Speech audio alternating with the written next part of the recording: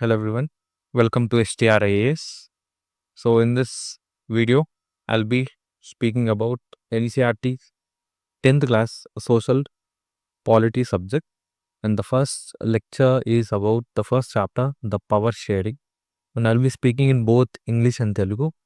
And pardon if I speak something like irrelevant or else it won't be irrelevant, but if I speak in different accent, please forgive for that. And let's get started. So in class 9, మనం democracy గురించి చదివే ఉంటాం. So democracy అంటే we all know that it is the government which is formed by the people, for the people, and of the people. So people will be in power. So common people will be having chance to become a ruler, or else the person who can make laws on behalf of all the other people in democracy.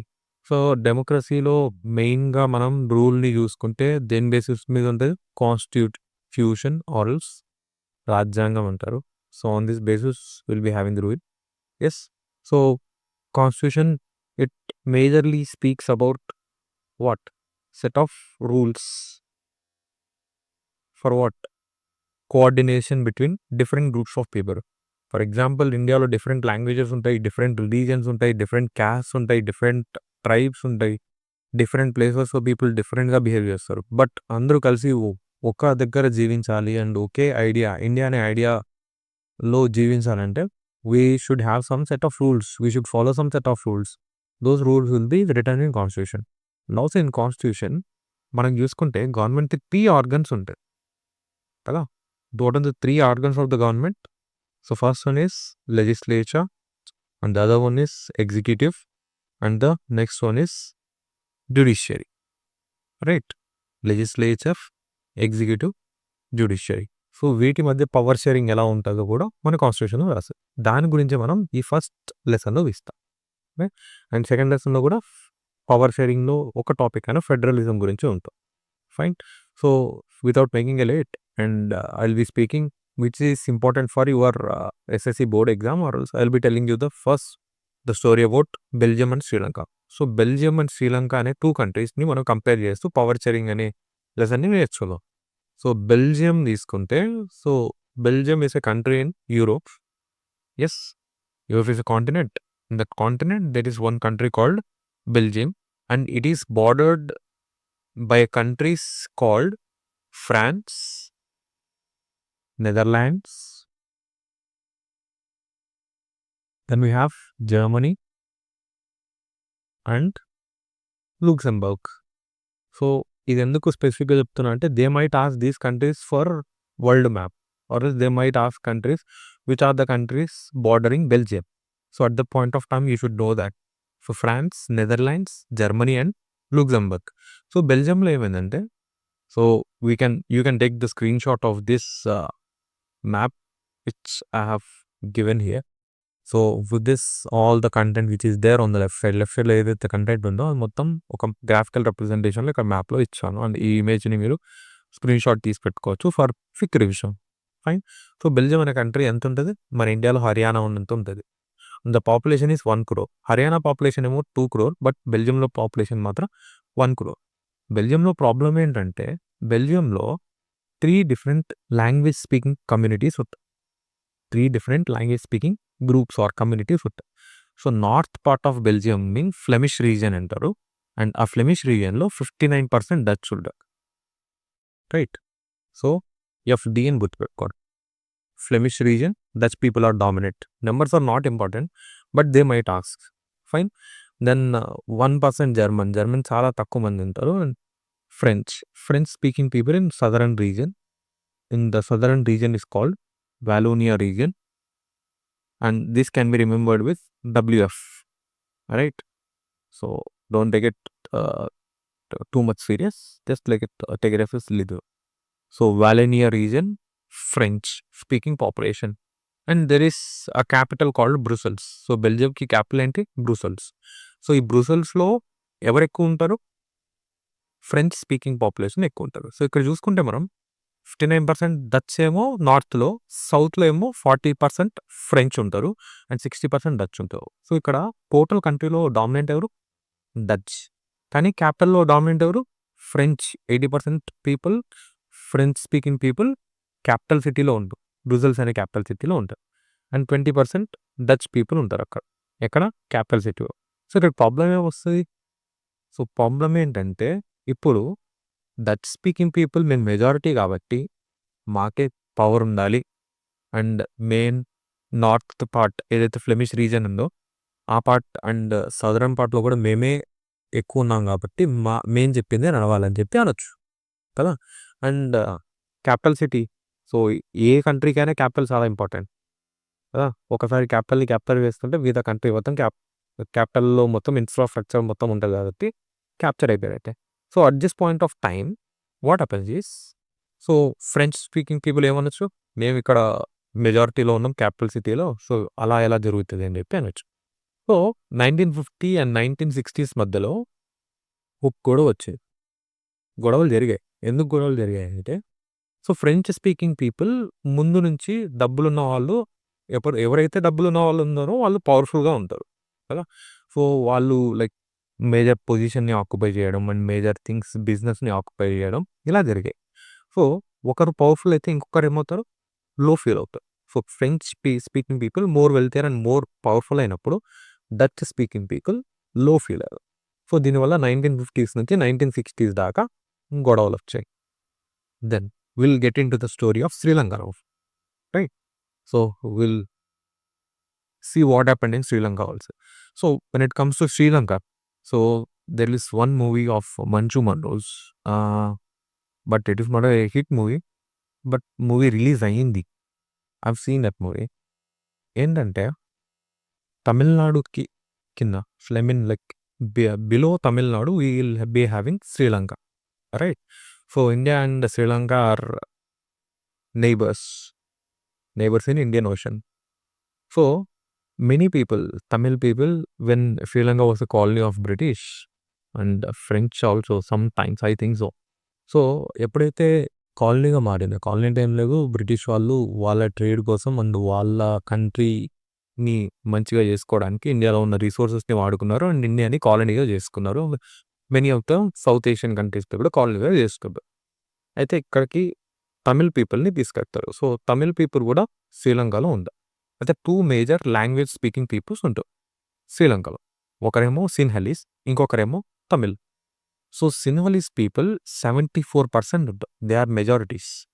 And Tamil people 18% ఉంటారు. అందులో Sri Lankan origin Tamil అంటే శ్రీలంకనే పుట్టి పెరిగి తమిళ్ మాట్లాడుతున్న వాళ్ళు 18%.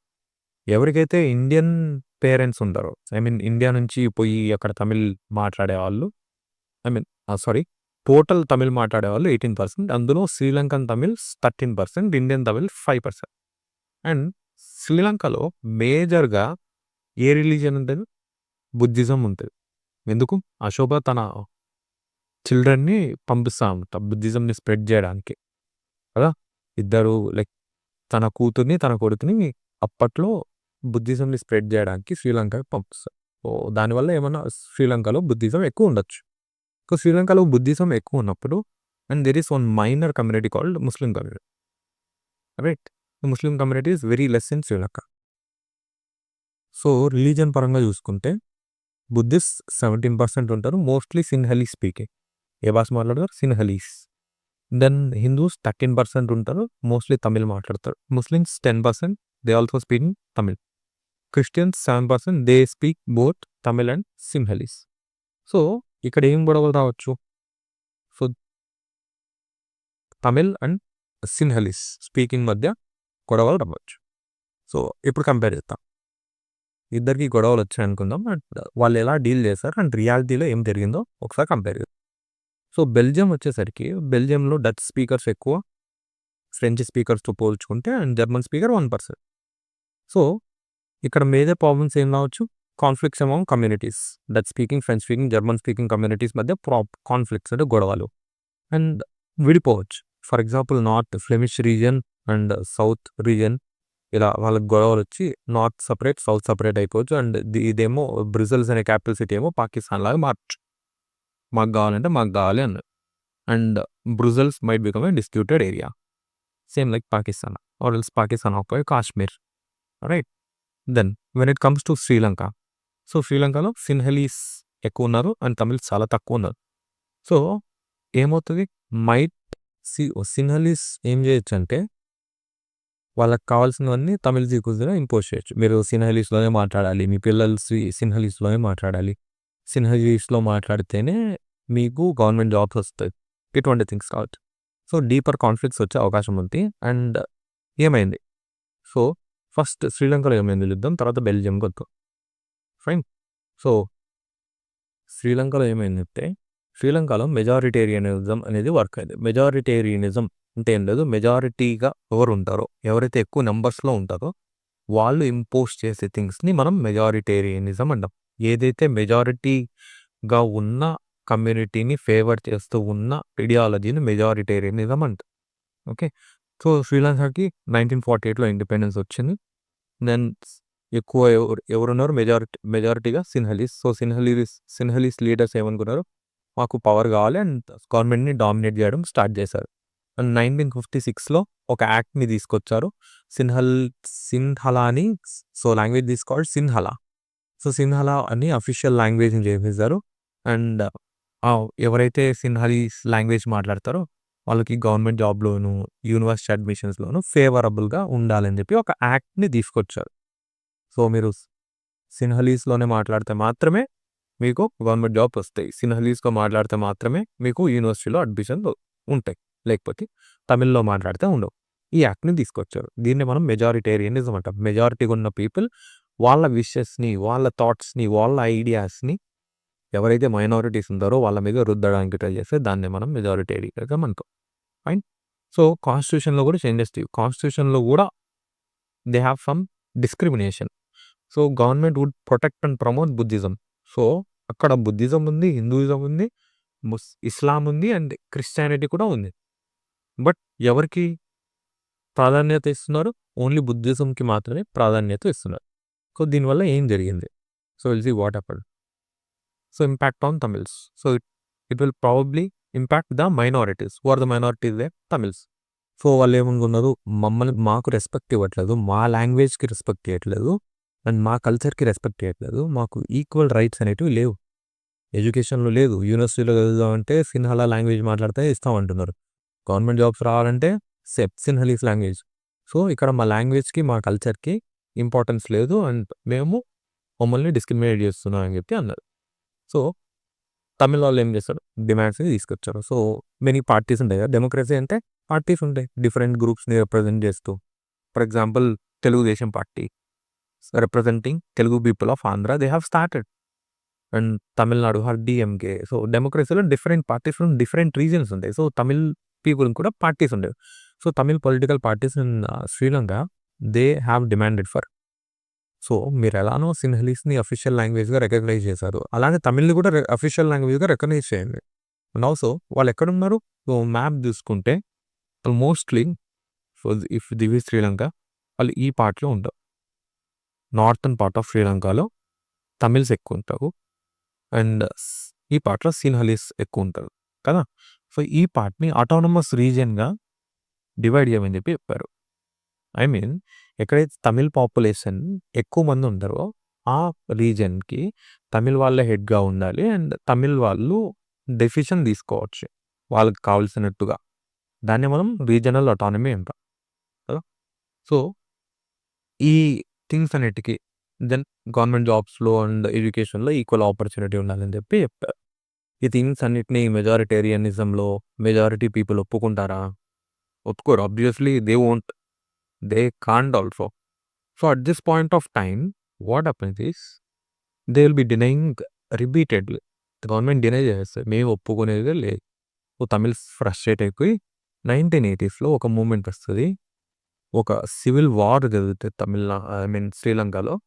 దాని పేరే తమిళ్ ఈలం. అంటే ఏం లేదు, తమిళ్ పీపుల్కి సపరేట్ కంట్రీ, ఈలం అంటే కంట్రీ అని అర్థం ఇన్ తమిళ్. ఓకే, తమిళ్ ఈలం అంటే సపరేట్ కంట్రీ కావాలి, సపరేట్ ఇండిపెండెంట్ స్టేట్ కావాలి మాకు and northern part of Sri Lanka నుంచి మమ్మల్ని డివైడ్ చేసేయండి అని చెప్పి అంటారు. రైట్. సో ఈ సివిల్ వార్ ఎప్పుడు ఎండ్ అవుతుంది అంటే 2009లో ఎండ్ అవుతుంది. This is the story of Sri Lanka. ఇక్కడ ఏం జరిగింది, మెజారిటేరియనిజం. So this is the keyword which you have to remember when it comes to Sri Lanka. So let's see what has happened in Belgium also. So ఇక్కడ శ్రీలంకలో పోల్చుంటే బెల్జియంలోనే complexity ఎక్కువ ఉంది కదా.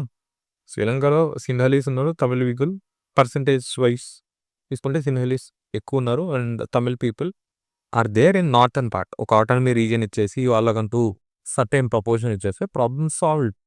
Government of వాళ్ళ population పర్సంటేజ్ని బట్టి లైక్ రిజర్వేషన్ ఇచ్చేస్తే తమిళ్ని అఫీషియల్ లాంగ్వేజ్ చేస్తే ప్రాబ్లమ్ సాల్వ్. బట్ ఇక్కడ అది జరగలేదు. So let's see what happened in Belgium. So శ్రీలంకలో మెజారిటేరియనిజం ఉంటే బెల్జియంలో డైవర్సిటీని అక్నాలెడ్జ్ చేశారు. అంటే డైవర్సిటీని ఒప్పుకున్నాం. మనం డైవర్స్గా ఉన్నాం బట్ మనం కలిసి ఉండాలని చెప్పి అనుకున్నాం. సో లీడర్స్ ఏం చేశారంటే, సో బెల్జియన్ లీడర్స్ రీజనల్ డిఫరెన్సెస్ని రికగ్నైజ్ చేసి, అక్కడ ఫ్రెంచ్ వాళ్ళు ఎక్కువ ఉన్నారు, ఇక్కడ డచ్ వాళ్ళు ఎక్కువ ఉన్నారు, ఇక్కడ డిఫరెంట్ లాంగ్వేజ్ స్పీకింగ్ పీపుల్ ఉన్నారు అండ్ డిఫరెంట్ కల్చర్ని ఫాలో అయ్యే పీపుల్ ఉన్నారు. దానిలో ప్రాబ్లం ఏం ఉండకూడదు అని అనుకున్నారు. అండ్ ఎప్పుడైతే ప్రాబ్లమ్స్ వచ్చాయో, ఎప్పుడైతే గొడవలు స్టార్ట్ అయ్యాయో 4 times కాన్స్టిట్యూషన్ని అమెండ్ చేసుకున్నాం. ఎందుకు? ప్రాబ్లమ్ని సాల్వ్ చేసుకోవడానికి. ఎప్పటి నుంచి ఎప్పుడైనా 1970 నుంచి 1993 దాకా. So that they can go for a peaceful coexistence, right? And what are the key features of constitutional amendment or whatever the changes they have brought is, so ఏమని changes తీసుకొచ్చారంటే equal representation ఉంటుంది. French speaking పీపుల్లో ఎంతమంది ఉంటారో Dutch speaking people కూడా అంతే మంది ఉంటారు. ఎక్కడ? సెంట్రల్ గవర్నమెంట్లో. సో పార్లమెంట్లో డచ్ స్పీకింగ్ మెంబర్స్ ఎంతమంది ఉంటారో ఫ్రెంచ్ స్పీకింగ్ మెంబర్స్ కూడా అంతేమంది ఉంటారు. And there will be equal representation in the central government. The special law requires approval from a majority in both languages group so that no single community dominates.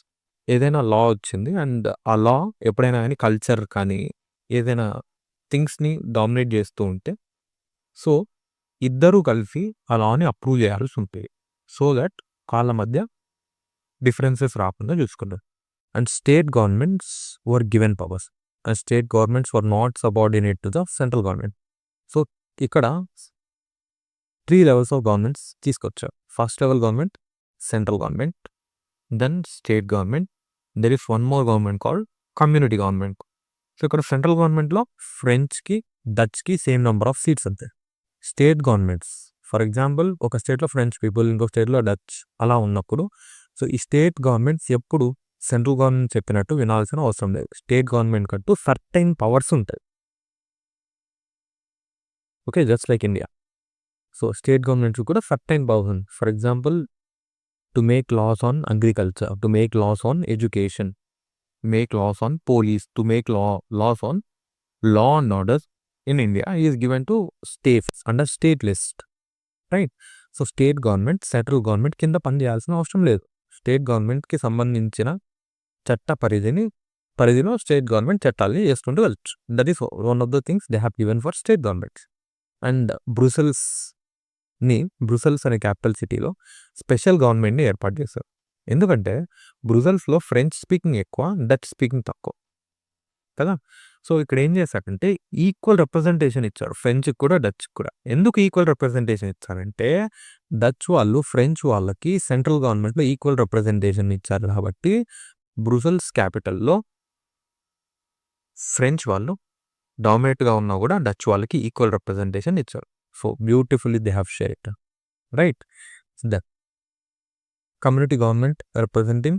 So ఎప్పుడైతే కమ్యూనిటీస్లో problems వస్తాయో Dutch speaking కానీ French speaking కానీ German speaking కమ్యూనిటీస్లో కానీ so వాళ్ళకంటూ ఒక government ఉంటుంది అండ్ గవర్నమెంట్ సర్టెన్ ఆర్గన్ ఉంటుంది. So they will be addressing cultural, education and language issues. So that's all. So they have divided. For example power share చేస్తే power తగ్గిపోతుంది అనుకుంటారు, కానీ ఇక్కడ పవర్ తగ్గట్లేదు. అందరూ పీస్ఫుల్ అండ్ హార్మనీగా బతకాలని అనుకుంటున్నారు. ఫర్ ఎగ్జాంపుల్ సివిల్ వార్ జరిగింది శ్రీలంకలో. సో శ్రీలంక ఎకనామీ మనం చూసుకుంటే it was too good before this civil war and after civil war has come. ఎప్పుడైతే యుద్ధం జరుగుతుందో గెలిచినోడు ఏడవాలి అండ్ ఓడినోడు కూడా ఏడవాలి. So this is the thing happens and Sri Lanka economy మొత్తం పడిపోతుంది. కానీ ఇక్కడ అలా జరగకూడదని చెప్పి బ్యూటిఫుల్గా పవర్ షేర్ చేసుకుంటారు, right? And there is something about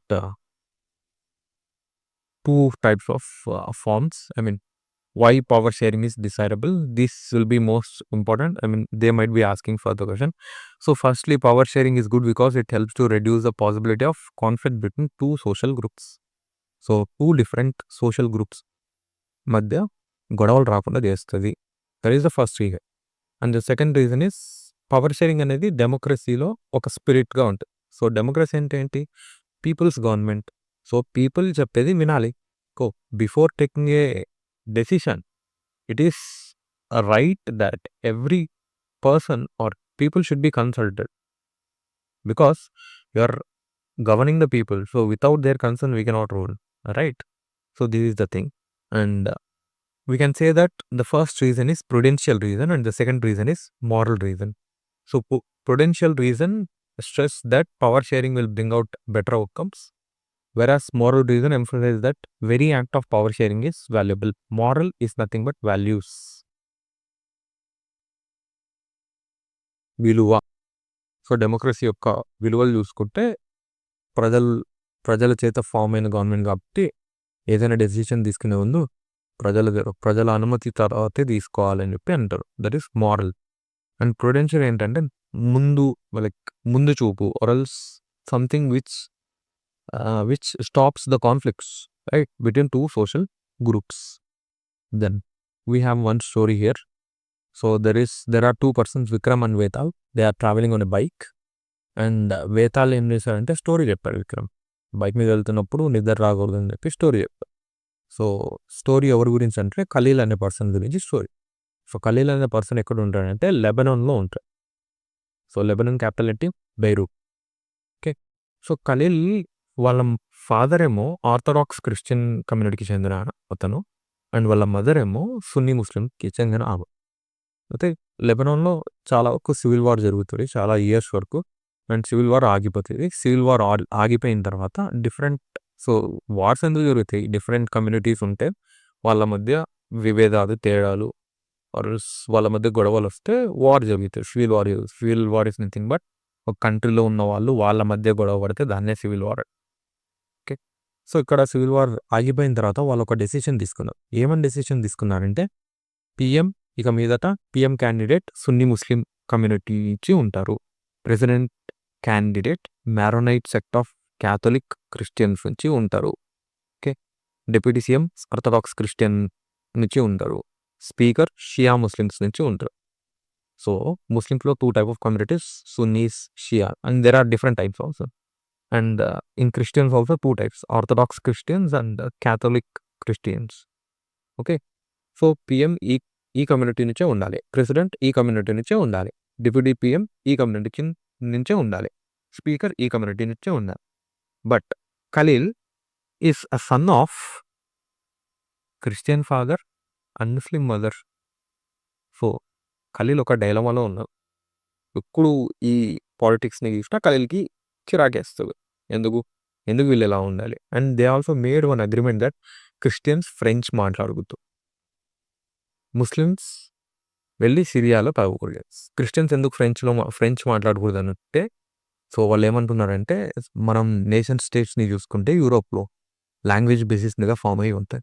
so వీళ్ళు క్రిస్టియన్స్ అందరూ ఫ్రెంచ్లో మాట్లాడి ఫ్రాన్స్లో ఆ రీజియన్ మొత్తాన్ని కలిపేస్తారేమో అనే భయంతో వాళ్ళు ఏం రూల్ని తీసుకొచ్చారు, క్రిస్టియన్స్ ఫ్రెంచ్లో మాట్లాడకూడదు అండ్ ముస్లిమ్స్ సిరియాతో కలవకూడదు, రైట్? సో ఇలా తీసుకొచ్చారు. సో ఇక్కడ ప్రాబ్లం ఏంటి? అండ్ మీరు ఉంటే దీన్ని సమర్థిస్తారా అని చెప్పి. So in my opinion this is the bullshit. I don't like this thing. Why? Because there might be good candidate who can be a president from different communities, who can better perform a role of PM from different communities. At this point of time, what is the sense that giving a certain set of people a certain set of things, right? So my thing is this should be scrapped off and there should be a proper thing so that the person from any community can come to the any role, right? So these are the things. Then they have given about different forms of power sharing. So there are 4 heights or 4 forms of power sharing. First form of power షేరింగ్ని మనం horizontal power sharing అంటాం. Horizontal అంటే ఏం లేదు, మనకు 3 organs of government చెప్తాను: legislature, executive and judiciary. వీటి మధ్య పవర్ షేరింగ్ని మనం హారిజాంటల్ పవర్ షేరింగ్ అంటాం. అండ్ వర్టికల్ పవర్ షేరింగ్ అంటే ఏం లేదు, సో పైన యూనియన్ గవర్నమెంట్ లేదా సెంట్రల్ గవర్నమెంట్ ఉంటుంది, అండ్ మిడిల్ లెవెల్లో స్టేట్ గవర్నమెంట్, అండ్ లోకల్ లెవెల్లో మున్సిపాలిటీస్ అండ్ పంచాయత్స్ ఉంటాయి. So is called vertical, right? And these called horizontal: legislature, executive, judiciary. Then power sharing between different social groups. For example, in India, we have power sharing between different social groups like scheduled castes, scheduled tribes, OBCs. We are giving reservation, right? And reservation for women and reservation for minorities like ST, SC and STs.